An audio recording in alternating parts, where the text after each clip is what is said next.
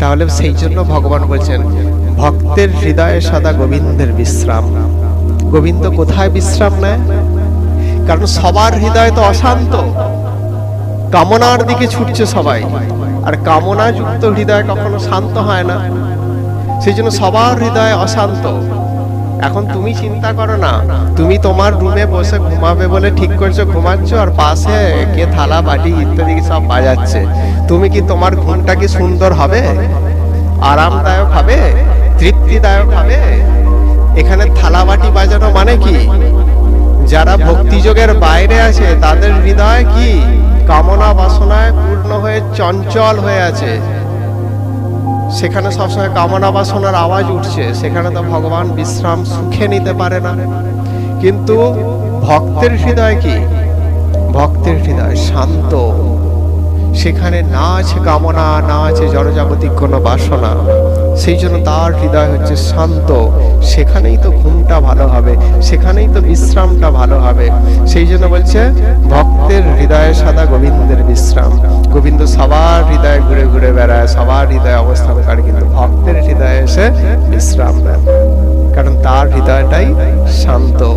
সেখানে না আছে কোনো কামনা, না আছে কোনো বাসনা, না আছে কোনো অভিযোগ।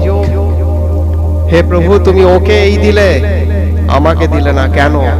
এই অভিযোগ ভক্ত করে না। ভক্তের জীবনে এই অভিযোগটাও নেই।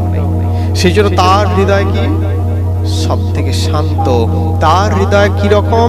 তার হৃদয়টা হচ্ছে সেই সমুদ্রের নিচের স্তরটা যেমন শান্ত থাকে, আর সেই শান্ত জায়গাতেই মণিমুক্তাগুলো অবস্থান করে, ঠিক সেই রকম ভক্তের হৃদয়টা সেই সমুদ্রের শান্ত ভাবের মতো, আর সেই হৃদয়ের মধ্যেই ভক্তিরূপ রত্ন অবস্থান করে, যেটা ভগবানকে বারবার আকর্ষণ করে, বারবার আকর্ষণ করে।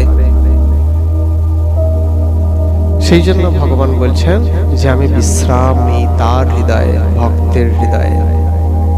বোঝা গেল?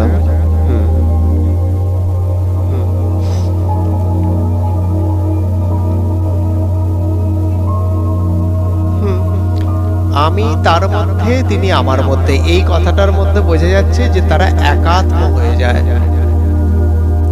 তারা যেন একাত্ম হয়ে যায়। যেমন আমরা কি বলি, হরিহর আত্মা বোঝাই কি কি কি জন্য বোঝাই? একাত্মা বন্ধু বোঝাতে, মানে অন্তরঙ্গ বন্ধু বোঝাতে এই কথাটা ব্যবহার করি। ঠিক সেরকম তারা একাত্ম হয়ে যায়, যেন ভক্তের চেতনায় শুধু ভগবান, আর ভগবানের চেতনায় সবসময় ভক্ত। এটাই